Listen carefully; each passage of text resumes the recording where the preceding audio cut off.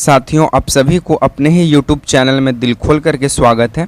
जैसे में आपको लगातार पता चल रहा होगा कि इस चैनल से लूसेंट के जीके जीएस के सवाल कराए जाते हैं जो आपको सभी परीक्षाओं के लिए उपयोगी हैं।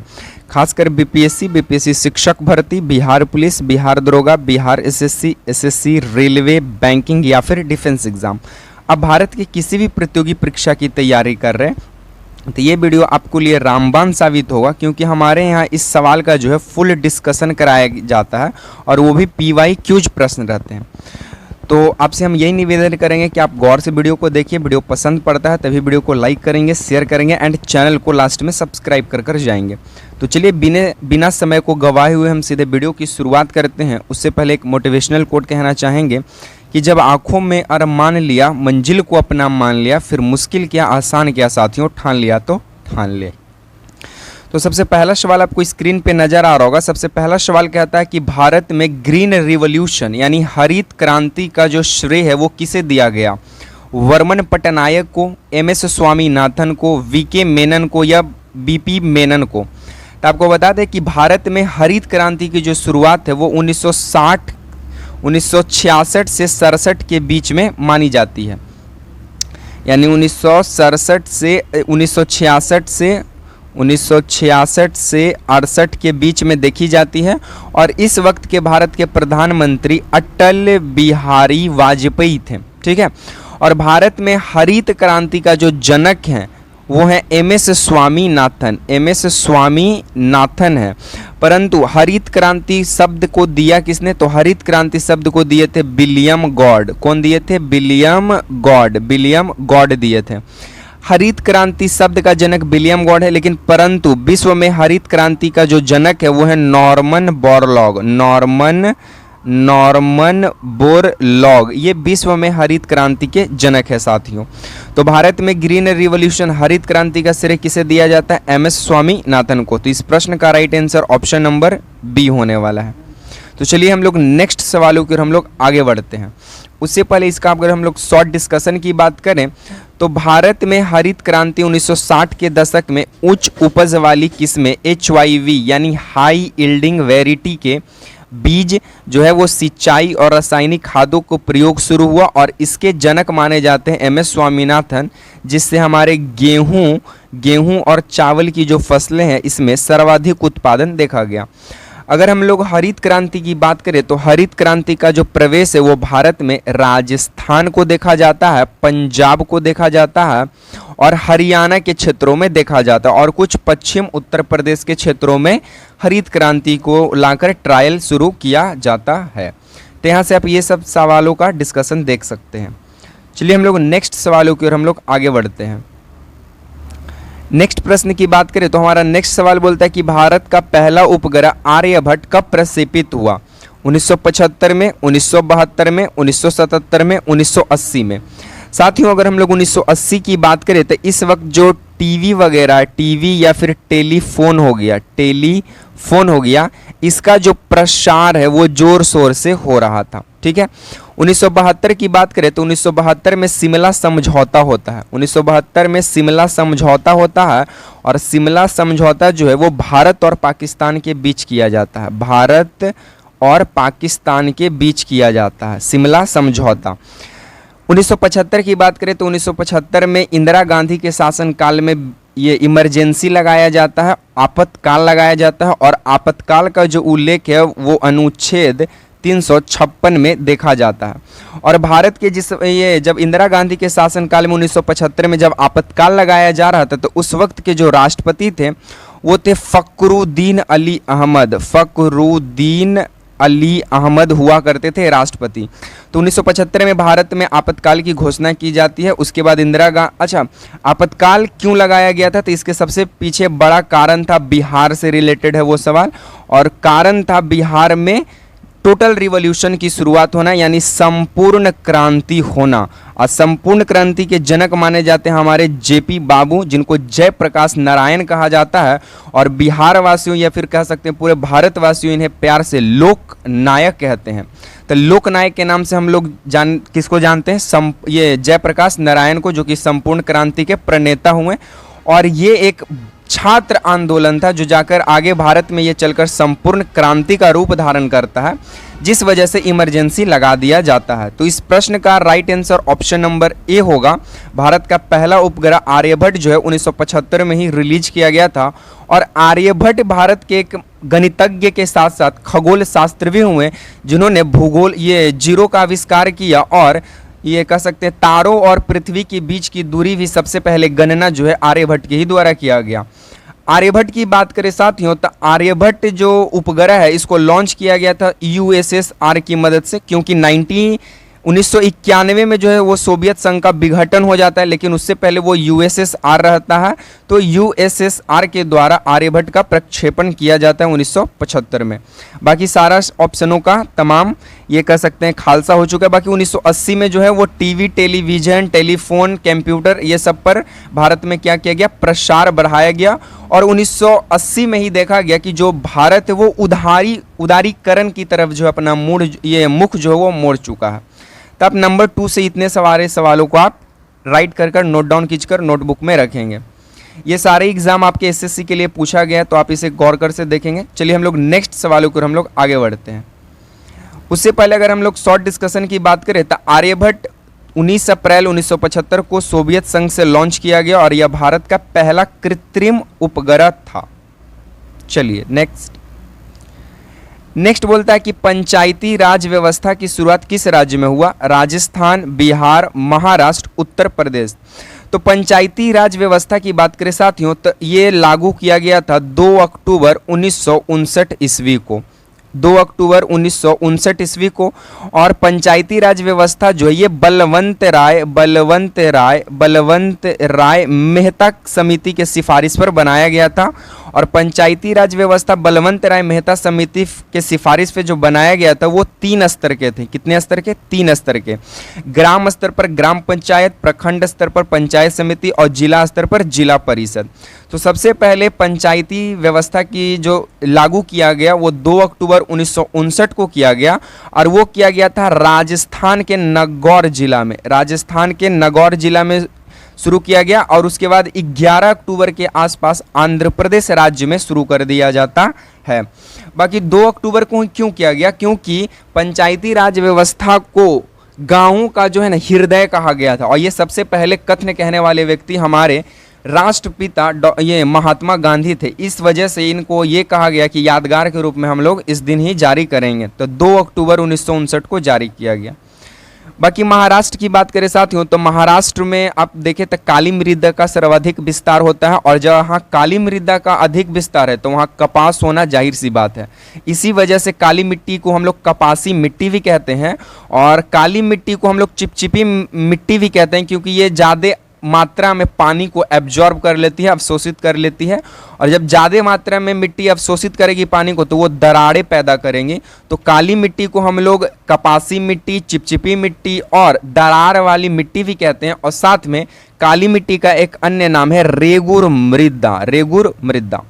बाकी उत्तर प्रदेश की बात करें तो उत्तर प्रदेश में भी जलोढ़ मृदा का सर्वाधिक विस्तार है। बाकी कुछ एरियो में लाल और काली मिट्टी का भी उत्पादन मतलब कि देख सकते हैं। बाकी उत्तर प्रदेश को चीनी का कटोरा कहा जाता है, चीनी का कटोरा कहा जाता है, क्योंकि उत्तर प्रदेश में शुगर मिलों की संख्या सर्वाधिक है और चीनी का उत्पादन ये सबसे ज़्यादा करता है, तो इसलिए चीनी का कटोरा उत्तर प्रदेश को कहा जाता है। तो क्वेश्चन नंबर 3 से आप ये सारे सवालों को आप नोट कर सकते हैं।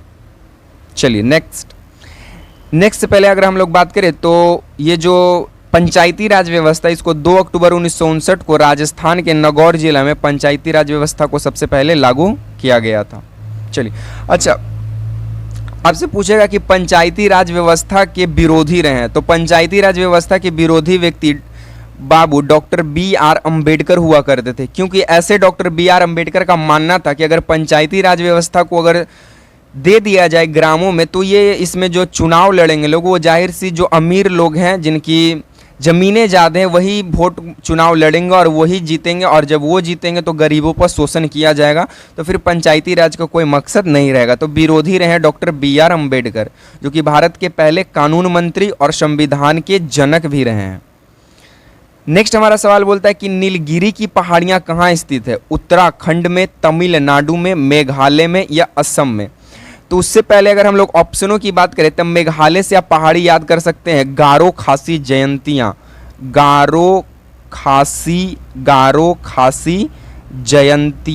जयंतिया, ये 3 पहाड़ियां प्रमुख है, जिसमें खासी पहाड़ी पर सर्वाधिक वर्षा होती है। और गारो पहाड़ी की बात करें तो यहाँ पे चाय की खेती होती है, चाय की खेती। देखिए, चाय का खेती असम और दार्जिलिंग दोनों करता है, लेकिन सबसे पहले चाय के मामले में जीआई टैग 2008 में जीआई टैग ये चाय को जो है वो दार्जिलिंग की चाय को मिला है, जो कि पश्चिम बंगाल में है। बाकी केरल और दार्जिलिंग दोनों चाय का उत्पादन करते हैं, लेकिन मेघालय भी करता है। मेघालय में गारो की पहाड़ियाँ पे की जाती है, बाकी खासी पहाड़ियाँ पे सर्वाधिक वर्षा होती है, क्योंकि देखिए वर्षा में आप स्नान कीजिएगा तो खासी हो जाएगा, तो खासी की पहाड़ियाँ पे सबसे ज़्यादा वर्षा होती है। और यहीं पे चेरापूंजी और मानसिन राम नामक स्थान है, ये दोनों स्थानों पर विश्व में सबसे ज़्यादा वर्षा जो है वो किया जाता है मेघालय के द्वारा। बाकी नीलगिरी की पहाड़ियाँ तमिलनाडु राज्य में स्थित है, और तमिलनाडु में ही रॉक कट मेमोरियल हॉल स्थित है, इस बात को भी आप ध्यान देंगे। बाकी अगर हम लोग असम की बात करें तो असम में काजीरंगा राष्ट्रीय उद्यान है, जो कि एक सिंह गेंडा के लिए प्रसिद्ध माना जाता है।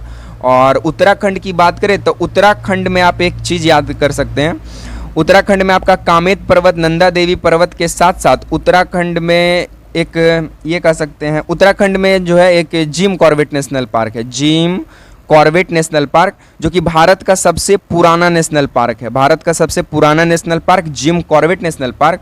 और इसी का नाम हैली नेशनल पार्क भी हुआ करता था, लेकिन भारत सरकार इसका हाल ही में नाम चेंज कर, जिम कॉर्बेट का नाम चेंज कर रामगंगा राष्ट्रीय उद्यान कर दिया है। रामगंगा राष्ट्रीय उद्यान इसलिए कर दिया गया है क्योंकि जिम कॉर्बेट नेशनल पार्क के अंदर से रामगंगा, जो कि गंगा की सहायक नदी है, वो नदी प्रवाह होती है, इस कारण इसका नाम पड़ गया रामगंगा राष्ट्रीय उद्यान।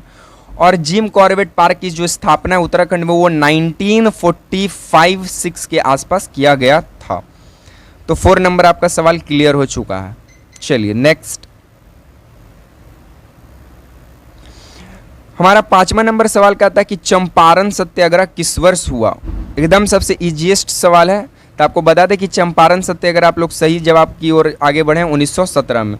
चंपारण सत्याग्रह जो ये क्यों हुआ था, तो 3 कठिया प्रणाली अपनाया जा रहा था, 3 कठिया प्रणाली यहाँ पे अपनाया जा रहा था। यानी कि अगर 1 कट्ठा जमीन है तो जिसमें से 3 कट्ठा पे नील की खेती कीजिए और 17 कट्ठा जो है अपना उपजाऊ कीजिए।